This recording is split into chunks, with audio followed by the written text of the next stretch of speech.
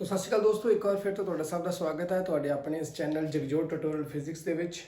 अज बच्चों 10th class के लिए आप करांगे चैप्टर का नेम है इलैक्ट्रिसिटी। क्विक रिविजन करनी है आप इलैक्ट्रिसिटी चैप्टर की। ओके, तो इलैक्ट्रिसिटी चैप्टर के जो मेन टॉपिक्स ने आप पहला लिख ले सारे। ये जो चीज़ा आनिया ने, जो चीज़ा ऑबजैक्टिव टाइप के क्वेश्चन आ सकदियां या थ्रैटिकली आ सकदियां ने या वो न्यूमेरिकल वे दे नाल पूछ सकदा, वो आप सब चीज़ां पढ़नियां ने इस टॉपिक के अंदर। तो बड़े ध्यान देना सुनो बच्चों, करंट चीज़ की है। देखो कोई वायर है साढ़े को, उस वायर के विचों दी बच्चों अगर करंट जा रहा है तो करंट किवें जाएगा, अगर चार्ज जाता होएगा और चार्ज कितनी तेजी ना जा रहा है वो चीज़ मेजर करेगी कि करंट कितना है।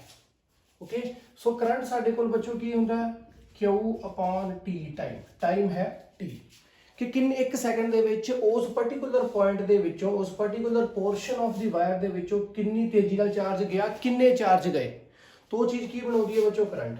तो क्यू वैसे होंदा कि ये क्यू होंदा चार्ज, चार्ज वैसे की है सानू पता है एक इलेक्ट्रॉन के ऊपर चार्ज है 1.6 10⁻⁻19 कूलम। टोटल चार्ज की होएगा क्यू होंदा N × E कि किन्ने नंबर ऑफ इलेक्ट्रॉन्स निकल के गए, एक इलेक्ट्रॉन के ऊपर इन्ना चार्ज किन्ने गए वो बन जाऊगा टोटल चार्ज किन्ना उस पर्टिकुलर एरिया उस particular portion of the wire जो गया। तो विद रिस्पेक्ट टू टाइम किन्ने टाइम च मैं देखता पाया, अगर 1 सैकेंड जो कितना गया तो उसके अकॉर्डिंगली करंट आएगा, 2 सैकेंड जो कितना गया करंट आ जाऊगा, 3 सैकेंड जो कितना गया करंट आ जाऊगा। तो जेकर मैंने टाइम पता है कि मैं किन्ने टाइम दे विच चीज नूं चेक करना तो किन्ने अमाउंट का चार्ज उस particular portion of the wire से निकल के जाए उसनूं आपां बोलते हैं करंट। गल क्लीयर हो गई। करंट का यूनिट है बच्चों एंपेयर, चार्ज का है कूलम, टी का है सैकेंड। तो एक एंपेयर की होंदा 1 coulomb of charge upon 1 second. Next is साडे कोल पोटेंशियल डिफरेंस। हुण पोटेंशियल डिफरेंस की होएगा,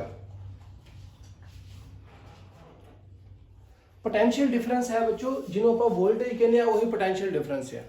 तो वोल्टेज की होंदा सानू पता है बच्चों V = amount of work done upon charge. Work done कितना काम किया गया किसी चार्ज के ऊपर उसनूं आपां बोलते हैं वोल्टेज। तो वोल्टेज ही तो है बच्चों जो किसी वायर दे विचों साडे कोल रजिस्टर कोई लगा किसी वायर नूं आपां जो इत्थे वोल्टेज प्रोवाइड की है, इस चार्ज नूं इत्थों भेज रही है इस वाले पासे नूं पॉजिटिव चार्ज नूं। तो कितना काम किया किसने किया, वोल्टेज ने किया। कितना काम किया गया चार्ज के ऊपर उसनूं आपां बोलते हैं वोल्टेज। ओके, अगर चार्ज एक ही है हम सानू पता ना बच्चों कि चार्ज की कितनी गल की जा रही है, चार्ज हो सकता है N × E कितना ही चार्ज हो सकता है। बट अगर मैं चार्ज की गल करा कि चार्ज कितना है एक कूलम है चार्ज, तब at that time 1 coulomb of charge नूं अगर मैं इत्थों इधर नूं भेज रहा हाँ तो अगर इसकी वैल्यू 1 हो जाए तो वोल्ट किहदे बराबर हो जाती है, work done they. Okay, amount of work done upon 1 coulomb of charge उसको आप बोलते हैं बच्चों वोल्टेज, ताकि वो मूव कर सके इस पर्टिकुलर ए पॉइंट तो इस पर्टिकुलर बी पॉइंट तक इत्थों दी चलदे होए इधर थ्रू दी सर्किट। तो वोल्टेज का बच्चों यूनिट है वोल्ट, वर्क डन का है जाउल ते चार्ज का यूनिट है कूलम। क्लियर। इस तो बाद नेक्स्ट जो अपने को आ रहा है बच्चों वो की है सर्किट डायग्राम। हुण सर्किट डायग्राम सिंपल जी आपां एक हल्की जी बनाई हुई है। ये देखो चीज़ां किहड़ियां लगणगियां। ये जो लग रहा है इनू आपां बोलते हैं रजिस्टर, ये जो है इसमें आप बोलते हैं सैल। अगर एक तो ज़्यादा ही हो जाए पॉजिटिव नेगेटिव तो इतों वायर शुरू हो रही है तो ये बन जाती है battery. Number of cells connected together वो बन जाती बैटरी। होर ये की होएगा अगर मैं किते इस तरीके दे नाल ये स्विच हो गया ऑन ऑफ द डिवाइस, इन्हें मैं नीचे करांगा लगा दांगा नाल ते ऑन हो जाऊगा, ऊपर करांगा तो क्लोज ओपन हो जाऊगा। ओके, ऑन का मतलब सर्किट की हो गया क्लोज हो चुका है, ऊपर करके रखिया तो ओपन है, तो सर्किट ओपन है। तो कंडीशन की है कि ऑफ किया होया स्विच ऊपर अजे तक नाल नहीं जोड़िया वायर दे। होर की होगा ये लगता है एमीटर इत्थे लगूगा जिहदे विचों दी करंट निकल के जा रहा है। इत्थे आपां एमीटर लगावांगे वायर नूं ब्रेक करके आ पॉजिटिव है नेगेटिव, क्योंकि आ वायर का पॉजिटिव पॉइंट सी, इस बैटरी का ये वाला छोटा ही नेगेटिव सी। तो ये जो रजिस्टर है ये नाल इत्थे लग जाऊगा वोल्ट मीटर, ये पॉजिटिव होएगा ये नेगेटिव होएगा, क्योंकि ये पार्ट पॉजिटिव सी तो ये पॉजिटिव होएगा, ये पार्ट नेगेटिव सी तो ये नेगेटिव होएगा। तो ये चीज़ां हो गई। होर रजिस्टेंस नूं इनक्रीज डिक्रीज करने वास्ते आपां एक वेरीएबल रजिस्टर भी लगाने हुंदे आ। ये दी वैल्यू इनक्रीज और डिक्रीज आपां कर सकते हैं वेरीएबल रजिस्टर दी। ताकि इस वायर के विचों जो करंट जा रहा उसकी वैल्यू मैं इनक्रीज या डिक्रीज कर सका। ओके, तो ये है सर्किट डायग्राम। तो ये चीज़ां की देखनी है, एमीटर किस नूं मेजर करता है, करंट नूं, वोल्टमीटर किस नूं मेजर करता है, पोटेंशियल डिफरेंस या वोल्टेज नूं। क्लीयर। नैक्सट आ रहा है बच्चों साडे कोल ओम्स ला। हुण ओम्स ला की है, ओम्स ला दसदा है अगर किसी वायर दे विचों दी मैं उस वायर नूं बैटरी लगाई हुई है, उसमें पोटेंशियल डिफरेंस दे रहा वा तो रजिस्टर जिहड़ा ये रजिस्टर है इको ही रजिस्टर रह रहा है throughout the circuit, circuit दे विच रजिस्टेंस इको ही रहेगा, रजिस्टेंस रहेगी सेम ते सैकेंड चीज टैंपरेचर भी रहे सेम, वायर गर्म ना होवे तो जे मैं बैटरी की स्ट्रेंथ बढ़ाई जावांगा तो करंट की स्ट्रेंथ भी बढ़ती जाएगी। मतलब ये कि जेकर मैं यो रजिस्टर रखिया होर कोई रजिस्टर नहीं लगाया, ये तो चलो है इंक्रीज डिक्रीज करने वास्ते, इसमें मैं फिक्स कर दिता, तो जे यो ही है तो की करांगे, अगर मैं बैटरी की स्ट्रेंथ बढ़ावांगा तो इसका मतलब इस रजिस्टर के क्रॉस इस वोल्टेज की स्ट्रेंथ भी बढ़ती जाएगी, क्योंकि बैटरी की स्ट्रेंथ बढ़ाने मतलब की है वोल्टेज की स्ट्रेंथ का इंक्रीज होना। तो जेकर ये बढ़ेगी तो करंट भी की होएगा इस वायर के विचों दी इंक्रीज होता जाएगा। ओके, तो वोल्टेज की स्ट्रेंथ का बढ़ना उहदे नाल करंट भी बढ़ता जाऊगा। अगर रेजिस्टेंस की रहेगी सेम और टैंपरेचर रहेगा सर्किट का सेम तो इस आपां बोलते हैं स्टेटमेंट नूं ओम्स ला। ओम्स ला सानूं ये दस्सिया सी। ओके, V बढ़ेगा ते करंट भी बढ़ेगा अगर R ते T की रह रहा है कांस्टेंट, T है टैंपरेचर ते R है रेजिस्टेंस ऑफ द सर्किट, ते सर्किट की है क्लोज कंडीशन च है। क्लियर। नेक्स्ट है factors affecting the resistance of the wire. किहड़े-किहड़े फैक्टर ने जिहड़े कि वो रेजिस्टेंस जिहड़ी आ वायर दी उसनूं इनक्रीज या डिक्रीज करदे हैं। आ मेरे कोल कोई वायर है, किहड़े फैक्टर्स ने जिन्हां ते करके रेजिस्टेंस उस वायर दी इंक्रीज या डिक्रीज हो सकती है। जिन्नी वायर दी लेंथ ज़्यादा होएगी उन्नी उहदी रेजिस्टेंस की होएगी ज़्यादा, वायर दी लेंथ ज़्यादा, जिन्नी लेंथ लंबी होएगी उन्नी रेजिस्टेंस ज़्यादा होएगी, फर्स्ट पॉइंट। सैकेंड, वायर जिन्नी मोटी होएगी, वायर दा एरिया जिन्ना ज़्यादा होएगा, मोटी होना मतलब एरिया ज़्यादा होना, तो रेजिस्टेंस की होएगी घट होएगी, क्योंकि वायर जिन्नी मोटी होएगी आराम नाल करंट उस निकल के जाएगा। सैकेंड। थर्ड की है, जेकर इस वायर का टैंपरेचर ज़्यादा हो जाए तो रेजिस्टेंस भी की होएगी ज़्यादा होएगी। और लास्ट है material of the wire, resistivity of the wire. Depend है रेसिस्टिविटी किस दे ऊपर डिपेंड करती, उस वायर के मटीरियल के ऊपर। मटीरियल बहुत अच्छा है तो रेसिस्टिविटी की होएगी घट होएगी, तो रेसिस्टेंस भी की होएगी घट होएगी। तो ये चार कंडीशन से साडे कोल जो आपां किच पढ़नी सी factors affecting the resistance of the wire. तो इन्हां चारों चीज़ों को मिला के बच्चों साडे कोल एक फॉर्मूला बनता, वो की बनता सी R directly proportional to length. ये दोवें आपस में डायरेक्टली है ना, ये बढ़ेगा तो भी बढ़ेगा। R inversely proportional to area, R जेकर बढ़ेगा तो एरिया घटेगा, तो ये नीचे रख दिता आपां। तो एक ही है हुण किस वायर तो बनया होया, उस वायर की आपां गल करिए तो उस वायर की मटीरियल की होएगा, मटीरियल मतलब रेसिस्टिविटी होएगी, तो डायरेक्टली प्रोपोर्शनल साइन अगर मैं हटा देवां तो की लगावांगा इत्थे इक्वल्स टू, तो इत्थे लगा देंगे रेसिस्टिविटी, तो ये मेरा फार्मूला बन गया। ओके, ये कॉमन की सी उस वायर की लेंथ एडी है, उस वायर का एरिया इन्ना है, तो उसकी वायर वो वायर किस तो बनी हुई है रेसिस्टिविटी, तो रेसिस्टिविटी मैं कांस्टेंट जगह इत्थे लगाती रो। Okay, clear. नेक्स्ट है बच्चों साडे कोल रेसिस्टिविटी तो बाद आ रहा है जी सीरीज और पैरेलल कनेक्शंस। देखो अगर रेसिस्टर्स इदा लगे हुए हैं एक दूसरे के नाल साइड बाय साइड जुड़ के, एक वायर है उस वायर को कट कर एक लग गया, फिर वायर को कट करके दूसरा लगाता, तो बच्चों इस वाले सर्किट को आ दोवें आपस से लगे किदा लगे हुए ने सीरीज दे विच, तो रेसिस्टेंस की करनी इन्हां दी ऐड हो जाती R1 plus R2, total resistance R1 है R2 है, तो इसनूं बोलते सीरीज। तो सीरीज वाले केस दे विच की हुंदा है, ओवरऑल रेसिस्टेंस की हो जाती है इन्हां दी इनक्रीज, ओवरऑल रेसिस्टेंस ज़्यादा होंगी है, इस करके घरां विच आपां सीरीज वाले कनैक्शन प्रैफर नहीं करते, क्योंकि घरां विच अगर रेसिस्टेंस बहुत ज़्यादा हो जाए, लोड बहुत हो जाए तो करंट की वैल्यू की हो जाएगी घट हो जाएगी, तो इस करके आपां सीरीज वाले कनैक्शन कभी भी घरां विच प्रैफर नहीं करते, तो ओवरऑल रेसिस्टेंस बढ़ जाती है। सैकेंड पॉइंट की है कि अगर ये खराब हो जाए तो ये चलेगा नहीं चलेगा, क्योंकि ये ही तो करंट निकल के जा रहा है, तो फॉल्ट जिहड़ा वो लभना वो लभदा ईजीली नहीं लभदा, फॉल्ट लभना औखा हो जाना, सानू नहीं पता लगना किहड़ा खराब है तो किहड़ा चल रहा है, क्योंकि जे इहो ही खराब हो गया तो अगे करंट नहीं जाना, जे ये खराब हो जाएगा तो भी करंट नहीं निकल के जाना, तो ये भी करंट नहीं है, क्योंकि सर्किट पूरा होएगा तो ही ये सब चीज़ें चलणगियां। एक आ लाइट खराब होगी तो भी नहीं चलेगी, जा खराब होगी तो भी नहीं चलेगी, तो सानू लभना बड़ा औखा कि दोवां चलदी किहड़ी पई है, तो फॉल्ट लभना ईजीली पॉसिबल नहीं है, तो इस करके आप सीरीज वाले कनैक्शन घर में प्रैफर नहीं करीदे। और थर्ड चीज़ की है कि ये जो सीरीज में लगे हुए हैं जो वोल्टेज आ रही है टोटल वोल्टेज है, थोड़ी वोल्टेज इन्हें ले लेनी, थोड़ी वोल्टेज इन्हें ले लेनी है। तो प्रॉपर इस जे वोल्टेज मान लो 4 है कि हो सकता अगर यदि वैल्यू बहुत ज़्यादा आ, इस रजिस्टेंस की वैल्यू बहुत ज़्यादा आ तो वोल्टेज थोड़ी इन्हें ले लेनी, मान लो 3 वोल्ट यदि अगर घट है तो इन्हें वोल्टेज ले लेनी 1, तो 3 + 1 4 होगी ना। प्रॉपर टोटल वोल्टेज 4 से 3 इन्हें ले ली, 1 इन्हें ले ली। ओके, तो वोल्टेज वंडी गई। तो फिर प्रॉपर वोल्टेज हर एक डिवाइस ਨੂੰ ਪ੍ਰੋਪਰਲੀ ਨਹੀਂ ਮਿਲ ਪਾਣੀ ਚਲਾਉਣ ਵਾਸਤੇ ਘਰਾਂ ਵਿੱਚ, ਇਸ ਕਰਕੇ ਹਰ ਡਿਵਾਈਸ ਦੇ ਅਕ੍ਰੋਸ ਵੋਲਟੇਜ ਕਿੰਨੀ ਹੋਣੀ ਚਾਹੀਦੀ ਹੈ 220 ਤੋਂ 240 ਵੋਲਟ ਜੋ ਕਿ ਘਰਾਂ ਵਿੱਚ ਚੱਲਦੀ ਹੈ। तो उन्नी नहीं है करानी, तो यदा मतलब जे आ 4 सी या मान लो कह लवा मैं अगर 220 ही है तो इन्हें किन्नी लै ली जी, इन्हें लै ली 200, तो इसने किन्नी लै ली सिंपल उपर वाली 20। तो ये तो चलूगा ही नहीं क्योंकि हर एक डिवाइस चलना किन्ने ते हुंदा 220 के उपर चलना हुंदा। तो सीरीज में आप तां करके सीरीज वाले कनैक्शन घरां विच प्रैफर नहीं करीदे।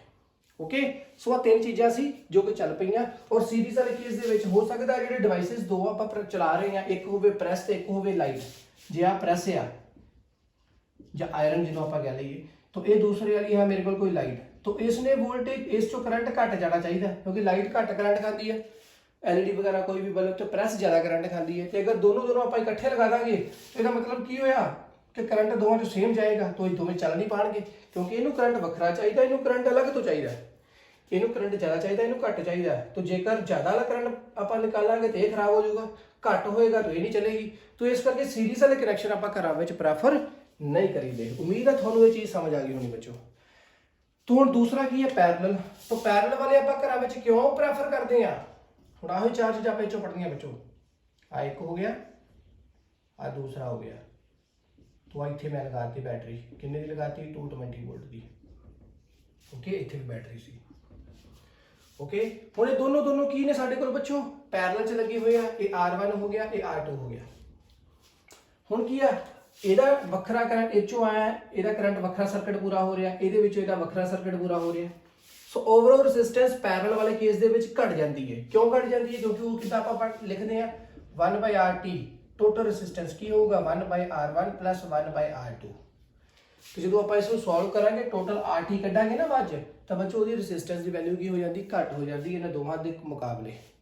ये दोवें जो मिल के इदा लगणगे तो ज़्यादा होनी सी, इदा लगाते पैरेलल च लगाते तो घट गई।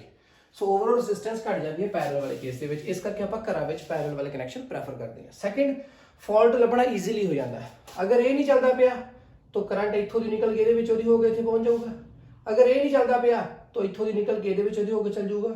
तो ਜਿਹੜਾ नहीं चलता होएगा सानू पता लग जाऊगा कि फॉल्ट किहड़ा है, तो वो आप ईजीली ठीक कर सकते हैं। तो फॉल्ट लभना ईजी हो जाऊगा। ठीक है, दूजा भी केस हो गया। थर्ड केस की है कि पैरेलल वाले केस दे विच जिन्नियां 220 वोल्ट है उन्नी ही इहदे कोल रहनी, उन्नी इन्नी इहदे कोल रहनी उपर वाले कोल। तो वोल्टेज की रहिंदी है सेम रहिंदी है पैरेलल वाले कनैक्शनस दे विच।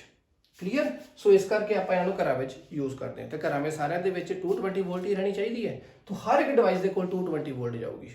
ओके, हुण डिपेंड ऑन दी रजिस्टेंस के उपर कि उन्हें करंट कितना लेना।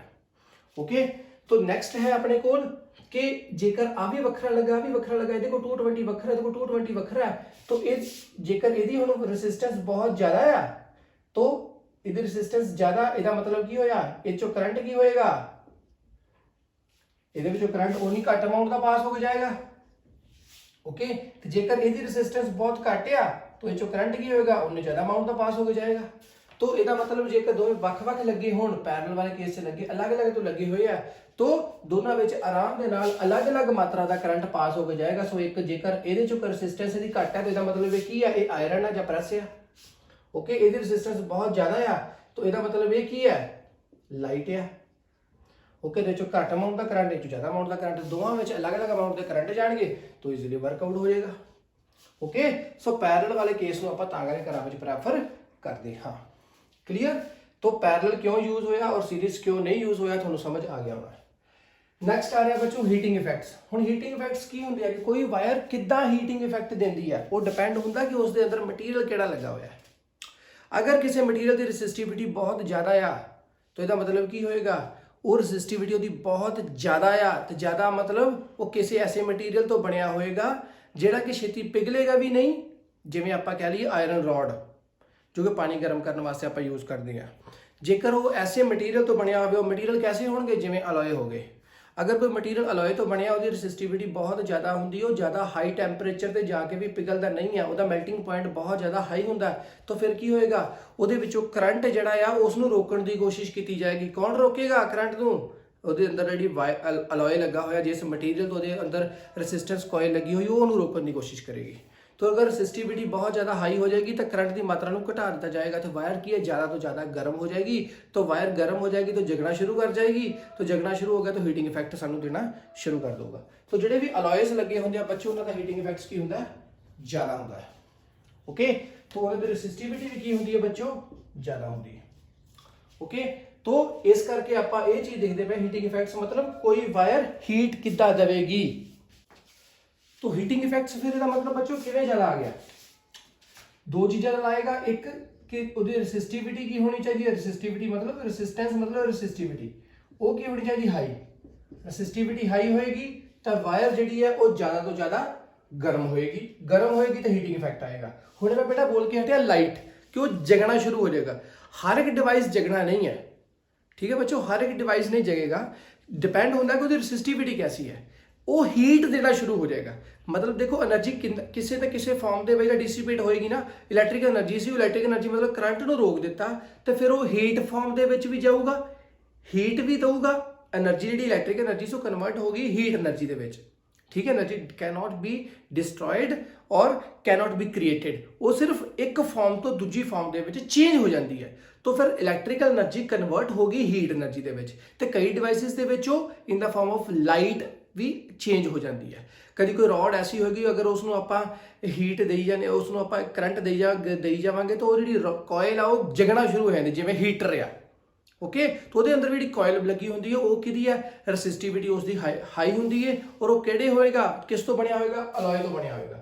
तो अगर रसिस्टिविटी हाई है तो रसिस्टेंस हाई है तो हीटिंग इफेक्ट भी की होएगा हाई। तो सैकेंड चीज़ की है, उसका मेल्टिंग पॉइंट भी की होंगे हाई, जिन्हें भी अलॉयस लगे होंगे उन्होंने का, और ये हाई होना बहुत जरूरी है।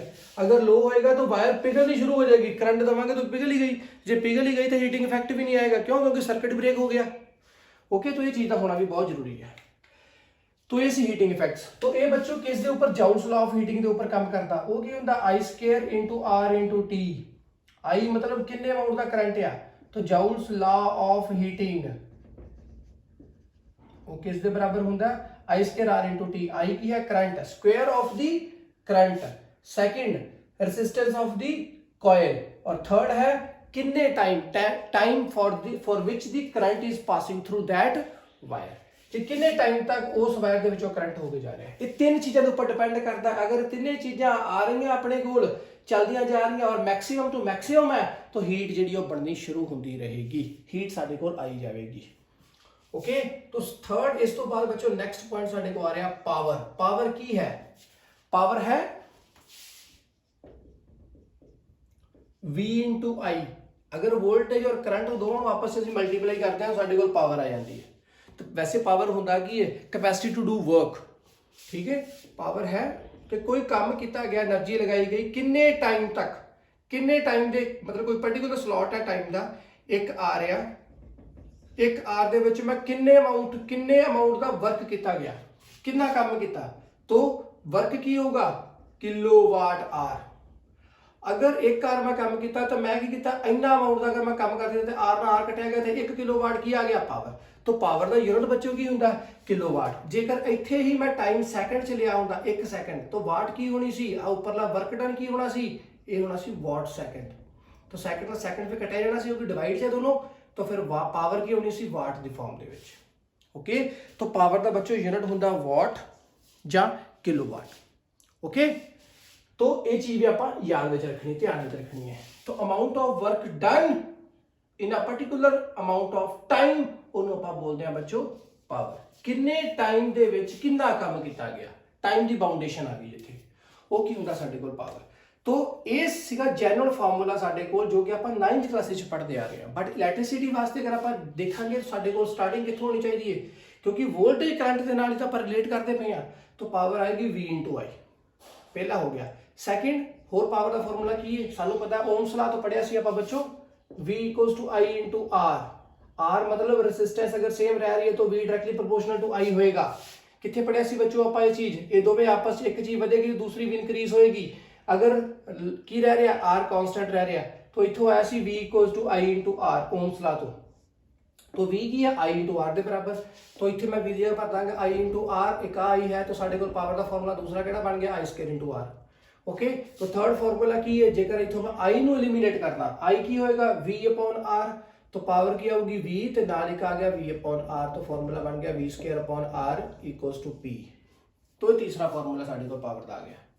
ओके, तो अगर साढ़े को पावर ए है तो वर्क डन की होता, वर्क डन मतलब एनर्जी, एनर्जी की होएगी नेक्स्ट वाला केस, एनर्जी फिर होएगी एनर्जी या वर्क डन की होएगा पावर इनटू टाइम।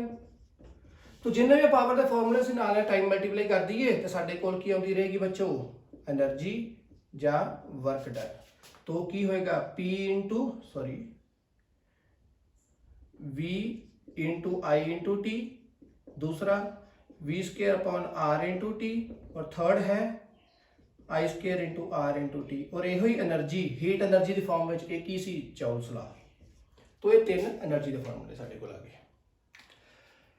ये सी बच्चों जो आप अज पढ़ना सी, पूरे ही क्विक रिवीजन आप जल्दी ना पूरी इलैक्ट्रिसिटी चैप्टर की कर रही है क्योंकि पेपर्स थोड़े नज़दीक आ रहे हैं, तुम आराम के इस चीज़ को अच्छे तरीके पढ़ सकते हो। अज के लिए बस इन्ना ही, उम्मीद है लेक्चर पसंद आया होगा और इस वीडियो को लाइक शेयर और सब्सक्राइब करना ना भूलना, इस चैनल को भी। अज के लिए बस इन्ना ही, खुश रहो, खुश रहो, पढ़ते रहो, पढ़ाते रहो, तो लाइफ को की करना enjoy. Bye bye, take care, खुश रहो जी।